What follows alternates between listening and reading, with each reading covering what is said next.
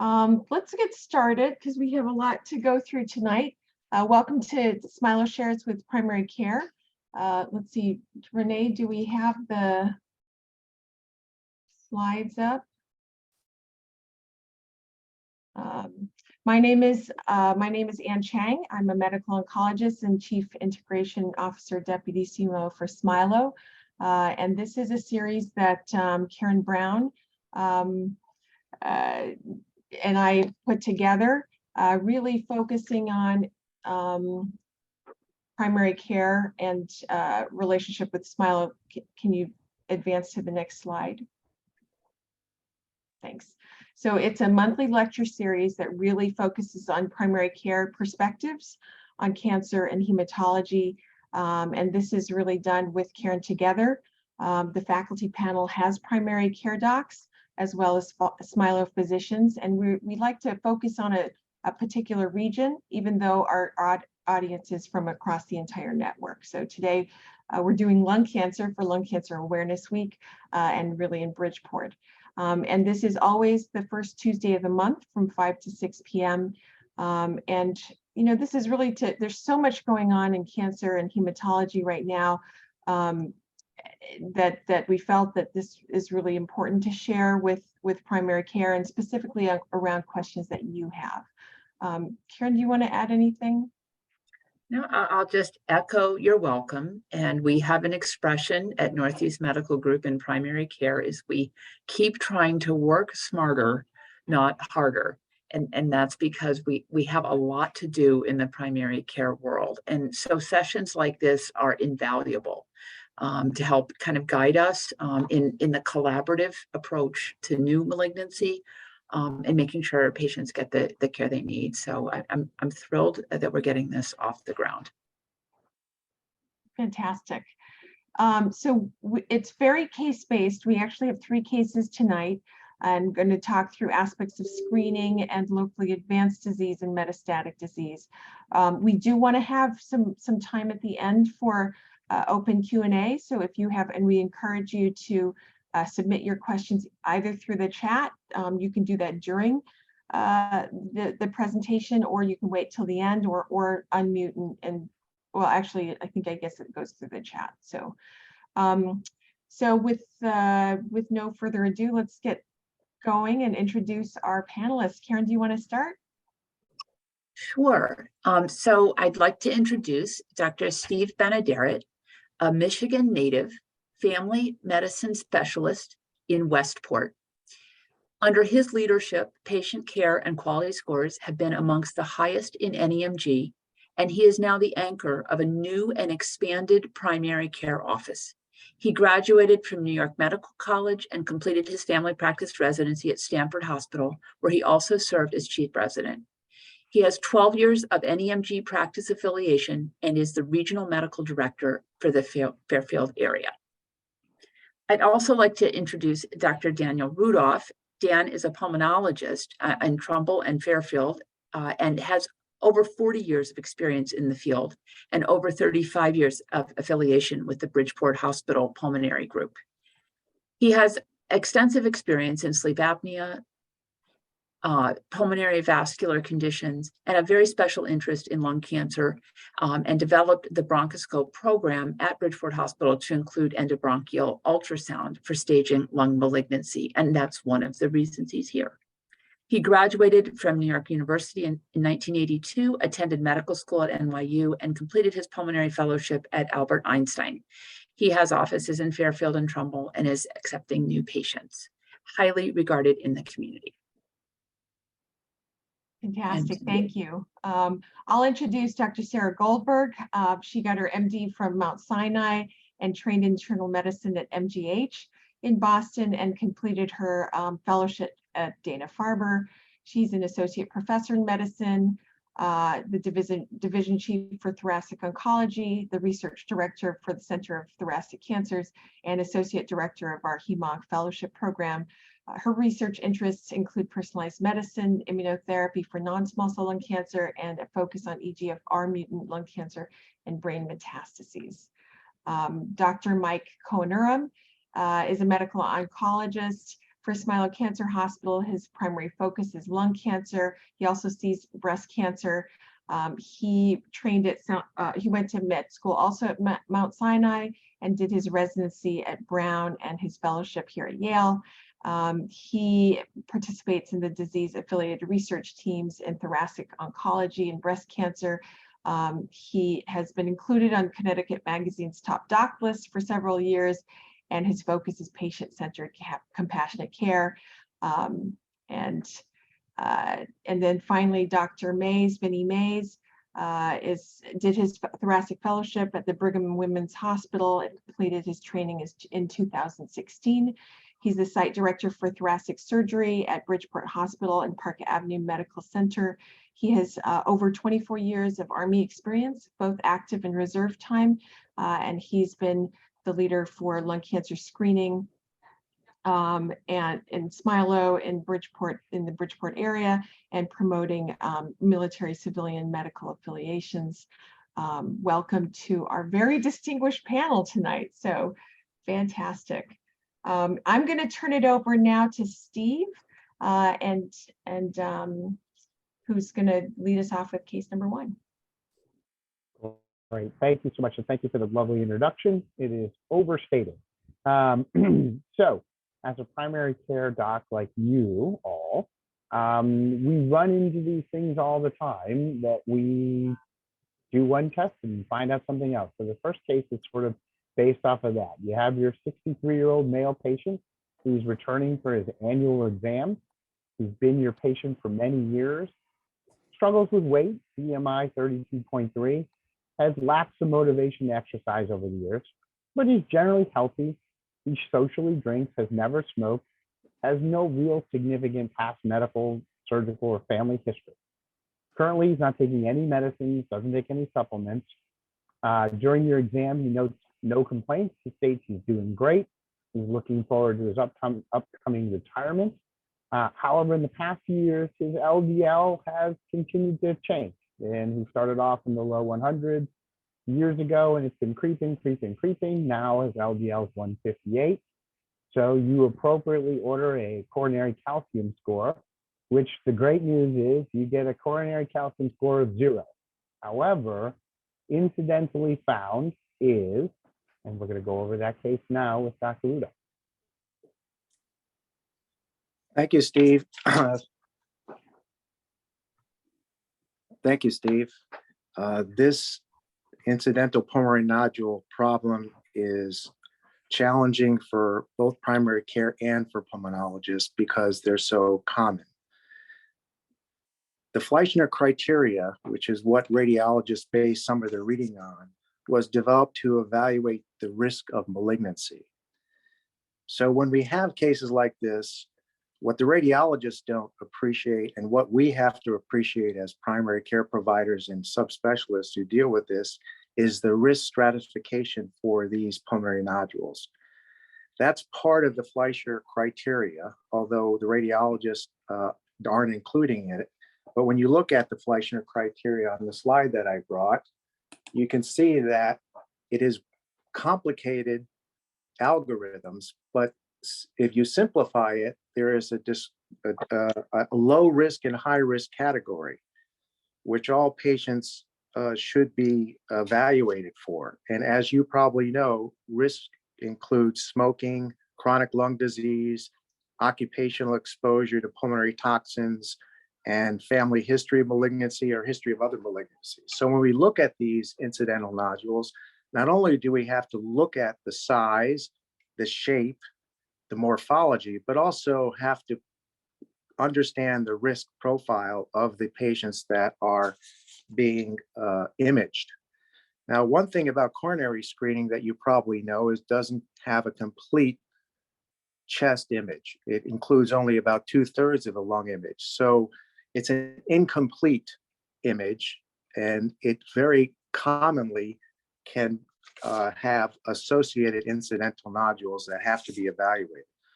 So as a pulmonologist, when I deal with this, the first thing I do is, as I mentioned, risk stratify the patient, and then look at the nodule size, because size greater than 6 millimeters if we simplify the algorithm, is the most important distinguishing factor. Larger than 6 millimeter nodules need more immediate follow-up. Smaller nodules don't necessarily need follow-up. And unfortunately, all the coronary screening nodule cases very often need a complete CT image. So the question and the challenge is, when do you do nodules, which are 2, 3, or 4 millimeters, are felt to be insignificant if the risk stratification is low. So unfortunately, these are more complicated than simple size and recommendation from radiologists. They really have to be looked at carefully for risk, size, shape, and sometimes require more immediate follow-up. Now, classically, the recommendations are 6-month follow-ups, but sometimes if the risk profile is significant and the size of the nodule is greater than 6 millimeters, we actually look at a more immediate 3-month follow-up. But the biggest disadvantage is that we don't have a full CT image when we're doing these scans. If you look at the next slide, I try to simplify the Fleischner criteria for primary care doctors. The size of 6 millimeters is a real important issue. Greater than 6 millimeters, the risk of malignancy is much greater. The type of nodule is important too. The ground glass nodules that are reported are less a risk for malignant change than solid nodules. And there's an assortment of other findings that sometimes are included in these reports, including calcification, which suggests it's a granuloma and benign, tree bud abnormalities, which suggest chronic lung disease. So there's a lot of factors that could be taken into account when one makes a decision about follow-up. The risk profile, if I can just emphasize, is really important. And that's where the radiologists don't have information. You have to really look at each individual case. This is a patient with coexisting malignancy, chronic lung disease, exposure to pulmonary toxins. That group has to have more immediate follow-up and a full CT image within 3 months.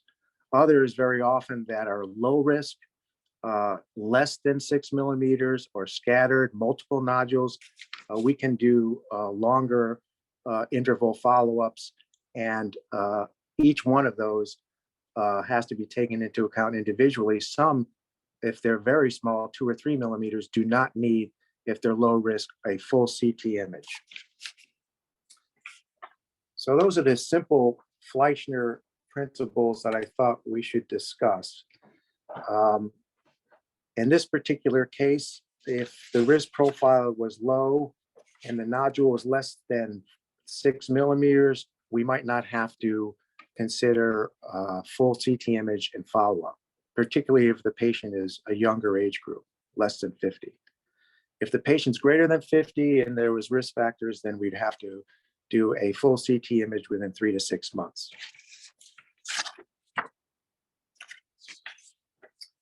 We can move on to the next case, or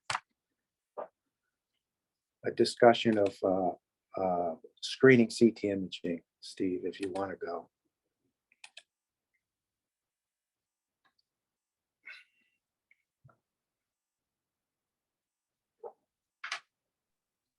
Sorry about that, stuck on mute. So case number 2.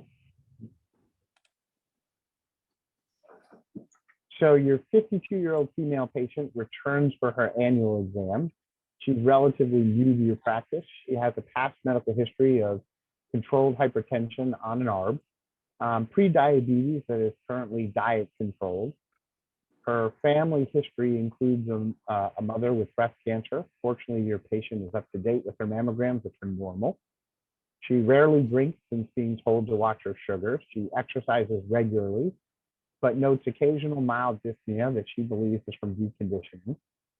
She has a history of smoking at least a pack or maybe more a day through her college years and into her late 20s. She quit briefly when she decided to have in the past 10 to 15 years. You do the math, she's a smoker. She's got a 20-pack year history, and she is between the ages of, say, 50 and 80. So you order an initial lung cancer screening test, and the results come back as follows.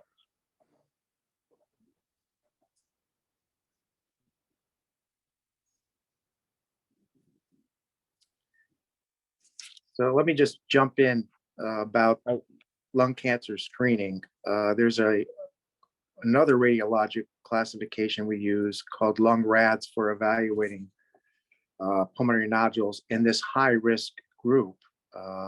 It's categorized from 1 to 5. This group includes 20-pack year smokers who are over the age of 50. Of that group, again, I'm going to simplify this. If the nodule is greater than 6 millimeters, we have a much higher concern about malignant potential, and 3-month to 6-month follow-up is recommended. Above 8 millimeters, there is a great concern about malignancy, and then further workup with PET imaging and possible biopsy is recommended. Greater than 15 millimeters, which is the highest classification, usually is malignant and requires immediate attention. So the screening process, a lot similar to incidentals, is based on size, shape. However, this group of patients have high risk categories, so they have more immediate need for follow-up, and all of them need yearly screening scans, low-dose screening scans. If I might make a pitch for our pulmonary nodule clinic, because after reviewing all this literature and seeing the challenges that primary care doctors face in dealing with these things, we developed a pulmonary nodule clinic at Smilow and Trumbull to try to deal with the follow-up, communication, and evaluation of these nodules. We have a multidisciplinary clinic. Megan Carini is the APRN who's developed it, who's leading some of the development of the community development, and Vinnie Mase, myself, and a radiologist at Yale named Dr. Gange is involved in reading all of the scans for us. She's a chest radiologist who's assisted us and allowed us to improve the excellence of this clinic so we can give the best care. If you feel that you need help, we have Epic Link that you can link into at the pulmonary nodule clinic, and we will immediately contact the patient, evaluate the patient, communicate back to the primary care providers, and offer excellent care evaluation. If need further staging, we refer directly into Dr. Mase's office. Dr. Mike Cohenuram also is involved if we have any problems. So this is a great opportunity for those who want to access some specialty help in this expanding group of patients that have incidental nodules or abnormalities on screening.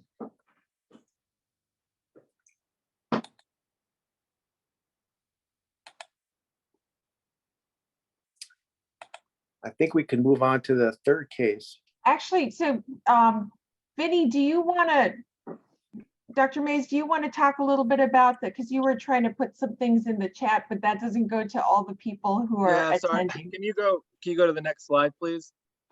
Yeah, so these are the names of the folks that in the Bridgeport and Park Avenue area that are part of the multidisciplinary team for whether it's lung cancer screening or pulmonary nodules. There's an effort across Smilow, at Greenwich, at L&M, at York Street, to basically these capabilities, whether it's lung cancer screening or the nodule clinic, are throughout the Smilow Cares network. And there's currently, an effort over the past about 18 months to, standardize the processes at each campus. What I put in the chat was just for folks that do get lung cancer screening or have images on the third Friday of each month from 12:30 to 1. All of these folks here, we review all of the CAT scans over the past 30 days for a quality control perspective, and also any that you might want to be reviewed to look at whether it's your patients or a patient you ordered a scan on, their images to, kind of review and see if all the management's been appropriate. It's also a CME event and an opportunity over lunch if you're interested. Again, it's the third Friday of each month from 12:30 to 1 via a Zoom link. We review images and kind of talk about them. Thank you.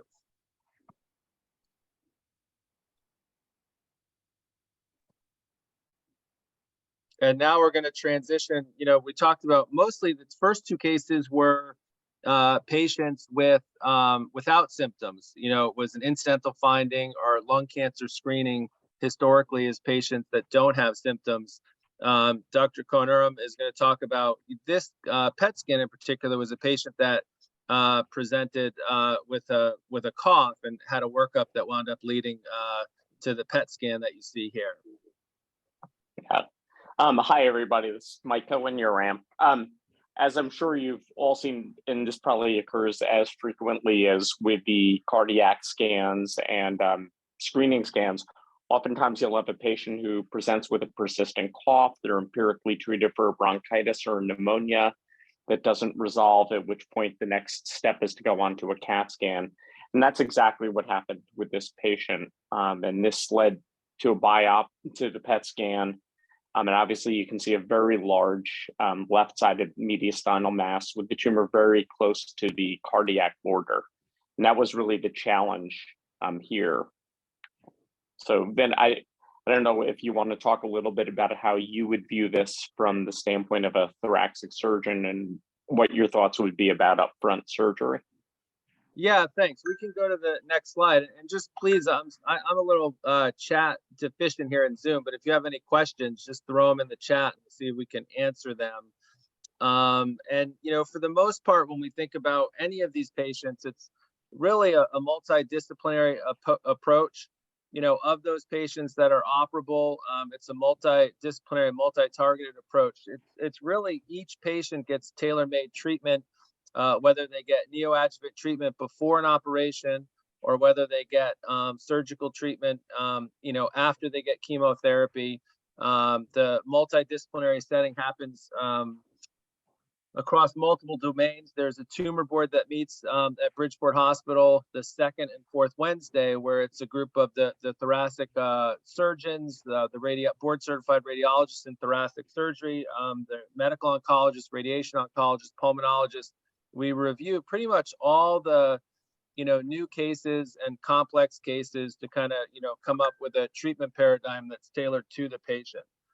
Typically for these patients, like the one that Mike presented, that consists at least of some sort of mediastinal staging, whether it's via endobronchial ultrasound, which happens at Bridgeport, or, I have a patient that recently got sent to me that has a PET scan similar to that, who's going to be getting a mediastinoscopy just for some staging, as well as a brain MRI. And really about, I would say, probably up front about a third or 2/3, we can wind up doing some sort of surgical management. And, it happens in that manner. And then I think, Mike, you're going to talk about the folks that either aren't operable or the neoadjuvant or adjuvant treatment. I don't know if we have the next slide. And I apologize. I'm going to have to pull this up really close because I have this on my phone. But, as Vinny said, there's really not a one size fits all for these patients. And it really, truly requires multidisciplinary evaluation. I think with the input both of a thoracic surgeon, we have Dr. Mase and Dr. Detterbeck down here. We will also very frequently work with some of the thoracic surgeons up on who primarily operate out in New Haven, but really primarily this is through Dr. Mase. With the main issue being, if this is locally advanced, be it stage 2 or stage 3, and that is primarily dictated by the extent of lymph node involvement, can they be offered surgery? Would they be better off with radiation-based treatment? Are they physically able, even if the surgery is an easy surgery? And also sometimes it's patient preference alone. Sometimes patients have their own inherent biases about radiation versus surgery, and that drives us. And fortunately, we have a lot of options. And really, the most important thing is, the vast majority of cases of new lung cancer are not chip shot surgeries, and with surgery alone, still run a very high risk of recurrent disease. One of the options and what we offered the woman whose PET scan we just looked at was to give her upfront chemoimmunotherapy in the hopes that we could shrink the cancer and then allow her to go on to surgery. And actually, I just went back and looked at the time of her surgery. She went from almost a 7-centimeter tumor to, out of the 8-centimeter tumor bed that was removed, there was only 0.3 centimeters of viable tumor. So 92% of it was all dead necrotic tissue. So pretty close to a pathologic complete response, which was seen in almost a quarter of the patients treated on the Checkmate 816 trial. We don't quite yet know whether this is leading to increased long-term survival, although we have a pretty strong suspicion that it will be. However, if the patient is better off going to upfront surgery, and there is always the concern that if we delay things with systemic therapy, or the patient is the unfortunate patient who doesn't respond, that we really want to get them to surgery quickly, we can offer a similar treatment backbone following surgery. And this is based on the Empower 10 study, which used a slightly different immunotherapy. It didn't use nivolumab, it used atezolizumab. But really the hazard ratio in terms of disease-free survival was about the same, with well over a 30% improvement. So Vinny, anything else you want to say? I think, clearly there's a lot of detail here, and there's some nuances with regards to your patients. One of the things I certainly want to talk about are things that, you may think about, hopefully they'll come up in the Q&A section, is, access to care. At least for, when we look across, Park Avenue in general, access to care is very good. At least for thoracic surgery, the access to care average is about 10.7 days. And for the most part, it's a lot better than that. There's a patient or two that occasionally just opts to, not come within that week period. So our goal is really, one was to give you, some information, but also, learn from you with how we can serve you better. And, any issues that that we can either talk about or learn about from you to help make the patient experience better. When they learn that they have a lung nodule that needs to be evaluated, which for many is unsettling, or two, for patients that have a recent biopsy where they saw in my chart before anyone could reach them that they have lung cancer.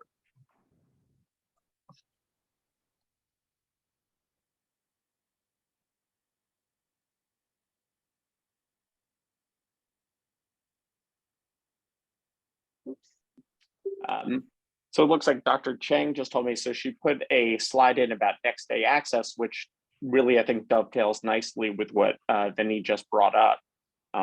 Can't see the actual data, but I do know that relatively recently we built into our schedules save times for urgent cases just like this, where they really need to be seen very quickly. And we could oftentimes see the patient either that, and many of us are seeing about 2 cases a week on that basis. And I think that really offers very timely, expeditious therapy. It's a relief to the referring physician, and most importantly, a real relief to the patient that they not only have this terrifying diagnosis, but at least now they are under the watchful eye of someone and they have a game plan.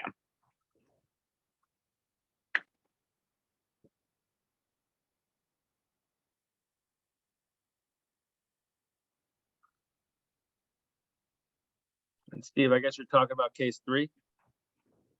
Yep, I think it's that. We'll go on to the next one. This is the one that we primary care people dread. Is when people are symptomatic and not feeling well. Your 74-year-old male patient returns to your office for a sick visit. He's been your patient for many years. He's very compliant with any recommendations and medications. His past medical history includes controlled hypertension on an ACE hydrochlorothiazide and amlodipine. He has controlled high cholesterol with statins, and he successfully takes allopurinol for chronic gout, which is rarely an issue.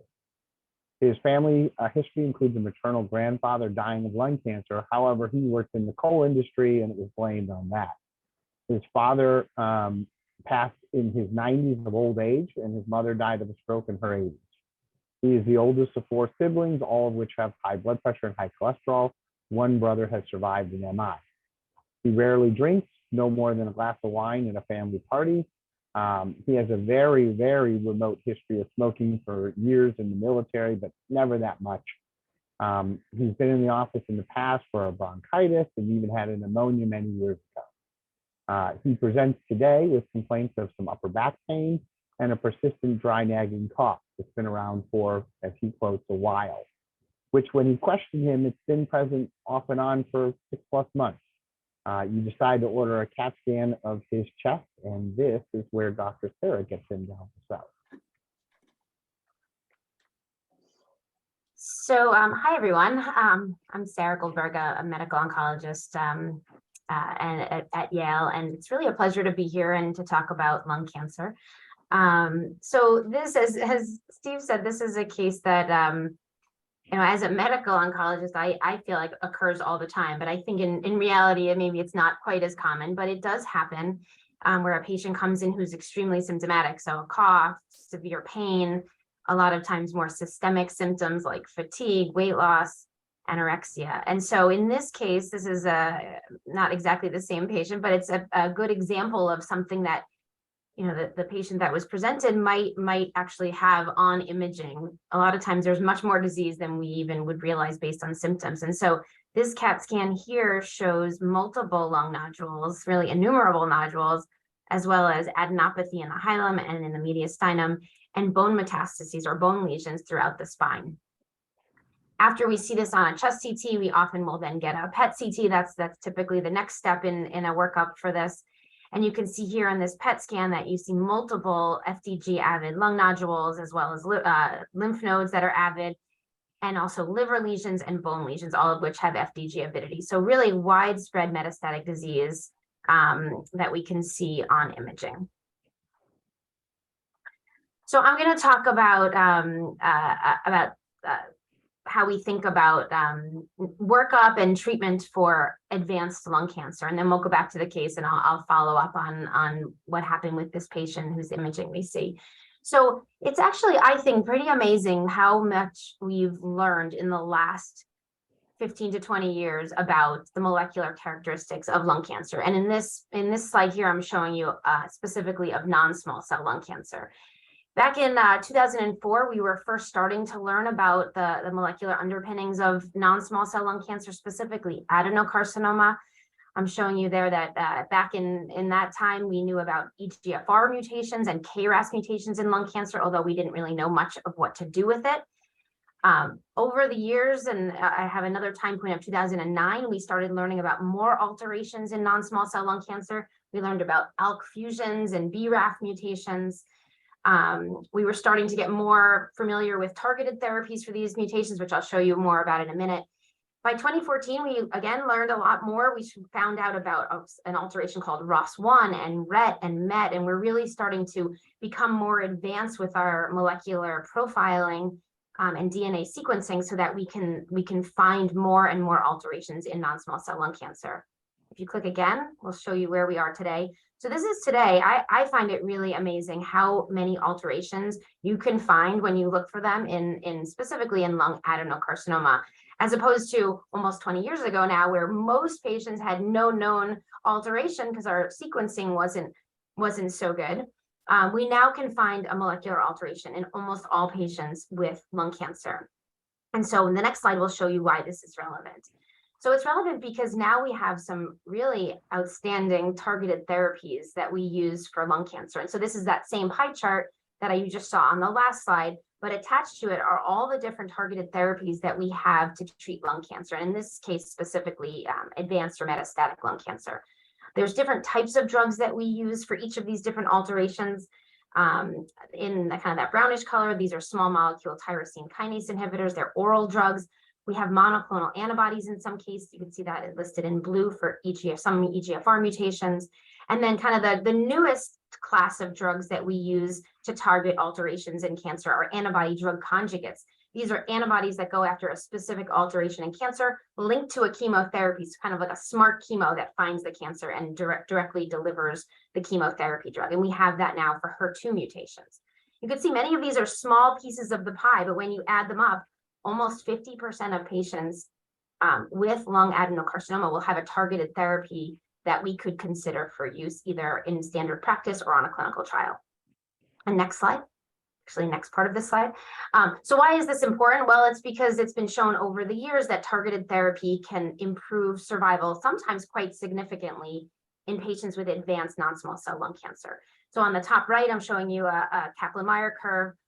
This is really looking at multiple mutations across the board, and patients who have a driver mutation, all basically those that I listed in the pie chart there, and they receive a targeted therapy, that's what TTX is, they have a significant improvement in their survival compared to patients who either don't have a driver alteration or even those who have a driver alteration but don't get a targeted therapy.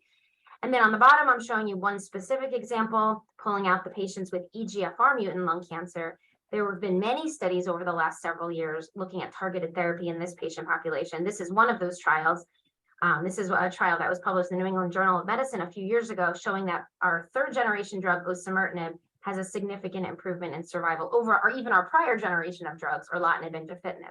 But I think maybe the most important takeaway here is that figure on the bottom right, which is showing the overall survival for these patients. And you can see the follow-up in this study at this point ends around 24 months, but you can see well more than half of the patients who received osimertinib were still alive 24 months and beyond. And so the prognosis for patients with advanced non-small cell lung cancer has significantly improved because of alterations like this and targeted therapies like osimertinib. Next slide. We've also seen sorry about the formatting here. We've also seen significant advances in immune therapy for patients with advanced non-small cell lung cancer. I'm just showing you a few examples here. There's many other ones. Basically, every trial gets published in New England Journal of Medicine because they're all a significant, smashing success.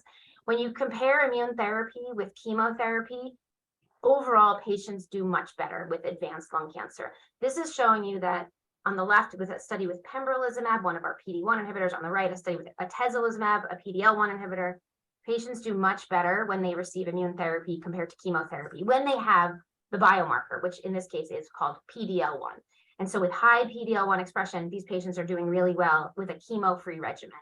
And again, you can look at for survival, several years out, more than half of these patients are still alive. And that is a significant difference than just a few years ago. Next slide. So you can kind of click through because there's a couple of animations here. So this is just really showing you an overview of all the, I think there's one more, of all the advances that, well, maybe not all of them, but many of the advances we've seen for non-small cell lung cancer in the last 20 plus years. First, we got some better chemotherapies, but those were never good enough. We then have targeted therapies, and you can see multiple of them listed there, and now immune therapy. And so we've really seen significant advances. And so that has changed the way that we think about treating patients with advanced disease. Next slide. I think this is my last slide. So what has this done? Well, you know, we always are, every year they come out with overall data for how we're doing in mortality and other statistics in cancer. This is looking at, on the top left is looking at men, and on the bottom left is women. Overall, in terms of mortality for different cancers. Lung cancer continues to be the #1 cause of cancer mortality in the US. That's that red line. So still the highest cause of cancer deaths in this country and worldwide. But you can see, and highlighted in blue, there's been a significant decline over the last several decades. And you can see in that table on the right that incidence has declined, but mortality has declined even faster than incidence. And so why is that? Well, there's probably a couple of reasons. Reduction in smoking has probably improved the incidence, has reduced the incidence. I think that's pretty clear cut. But I think also the improvement in screening has helped. But I guess maybe I'm partial, but I think in large part it's because of our improvements in therapy and because metastatic disease is so common in lung cancer, the improvements in immune therapy and targeted therapies have really changed the outlook for patients with advanced disease. Next slide. Oh, I have one more slide, which is going back to this case. So this is really an amazing case because this patient was very symptomatic, had a biopsy of a liver lesion that showed adenocarcinoma from lung primary, had molecular testing that showed an EGFR mutation. That was one of those pieces of the pie I showed you, found in about 20% of patients with lung adenocarcinoma. Was started on osimertinib. That was that study I showed you where there was a benefit of osimertinib versus other targeted therapies. And he had significant improvement in symptoms, pain and cough, even in just a few weeks. And we see that quite commonly, where even in just a couple of weeks, people start to feel better when they get a successful therapy. And then you can see on the right, the post-treatment scans look amazing. So all those lung nodules are either gone or decreased. The bone lesions are better, the liver lesions are better.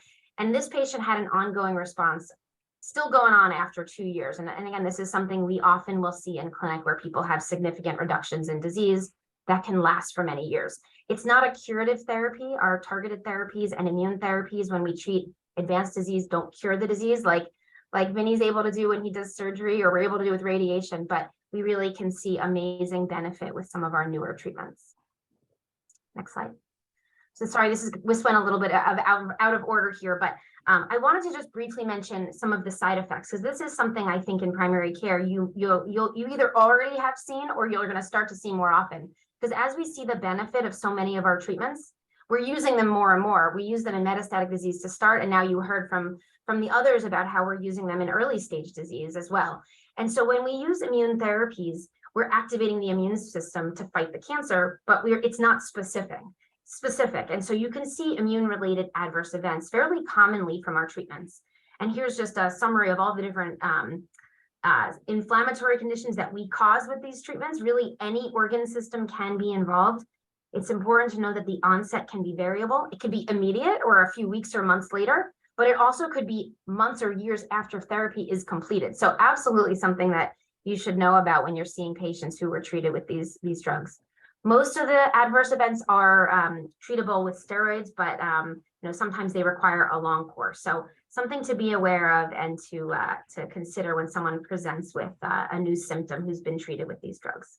So that's all that I had, and happy to take questions.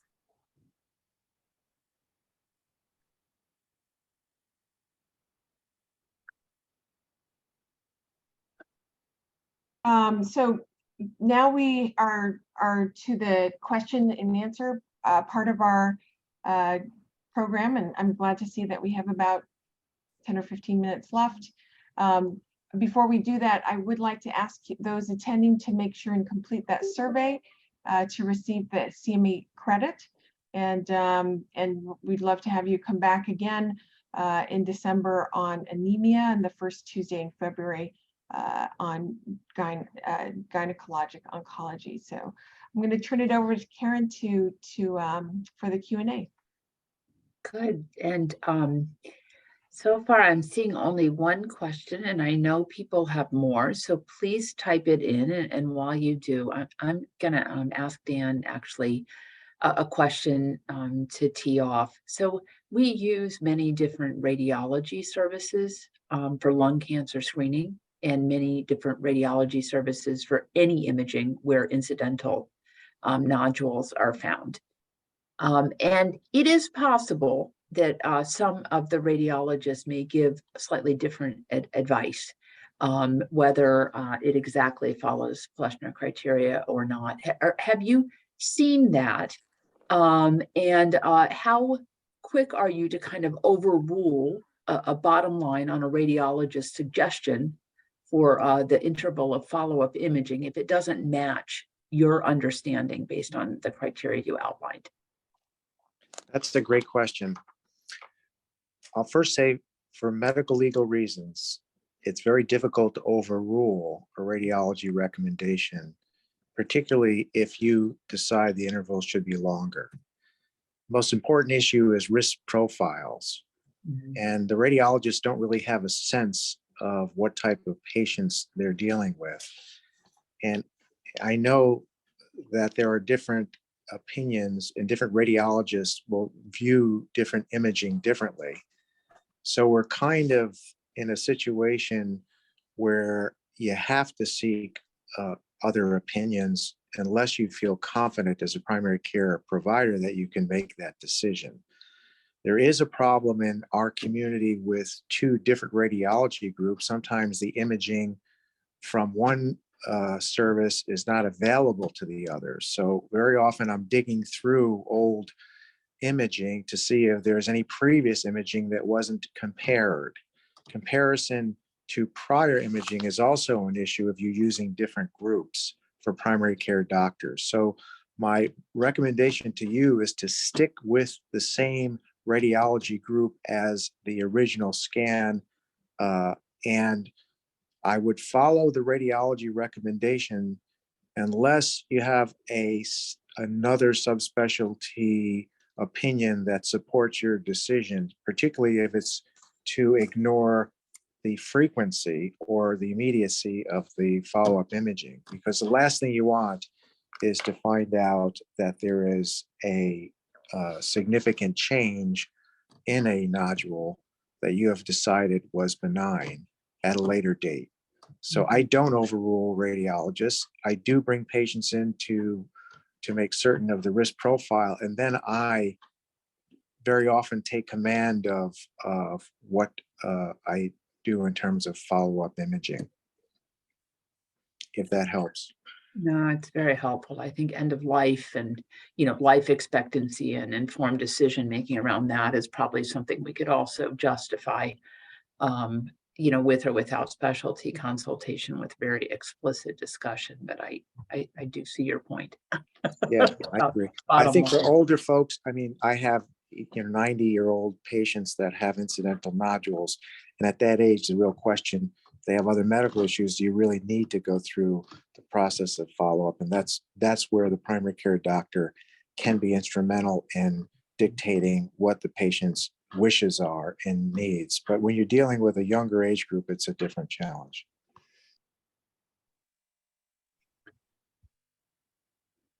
And then, Steve, you've unmuted. I thought maybe you had a question.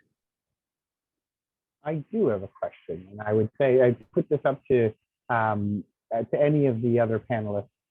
So us as primary care, one of our concerns is sometimes we just want to know how to get the attention of you guys. So we know we can sort of arbitrarily enter a referral into Epic and we click a send button, but sometimes we don't know everything, and sometimes we want to just type in the box that says help, because we want to get to you. So how would you recommend with these people on the line here who are primary care physicians that we sort of say, well, is this the urgent case? Is there certain things that you might want us to look at differently so that we can raise that red flag a little differently?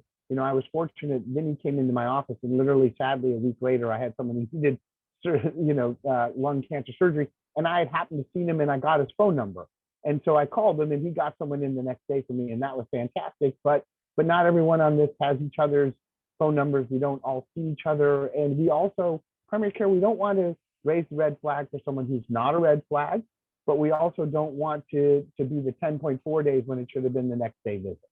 Any advice you could give us on how to sort of let you guys know, whether that's a MyChart message, is that how do we let you guys know that we might be worried?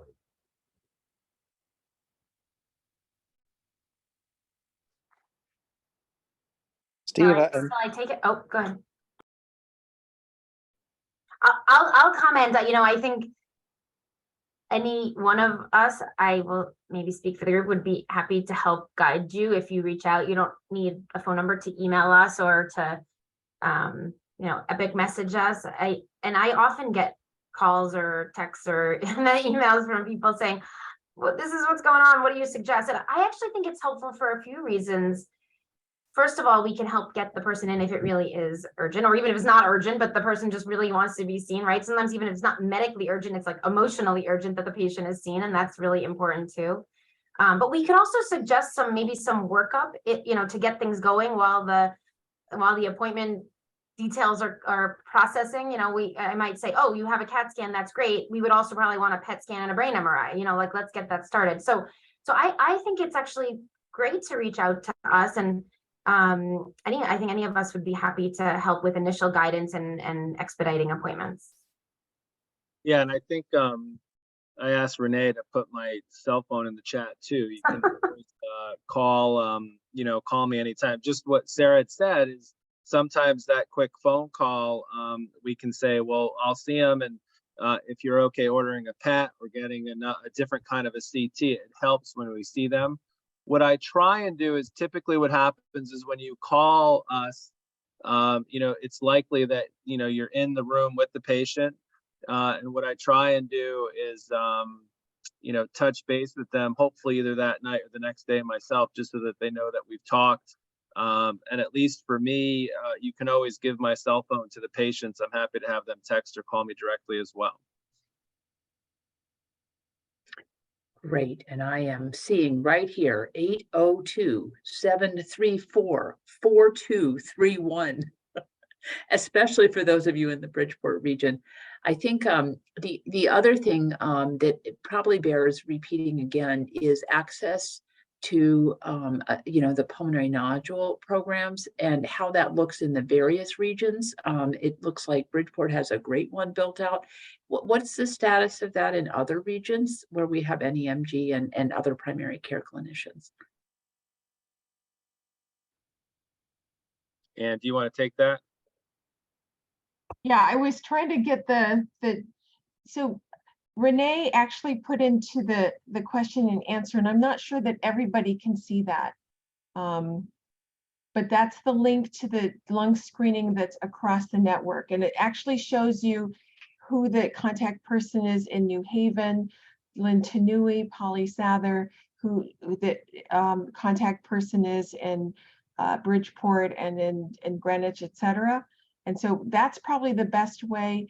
And somebody also asked for the Epic link. And I guess, Renee, there's also, if we go back to, for example, I think the slide deck, Dan had provided the Epic referral to Pulmonary Nodule Clinic.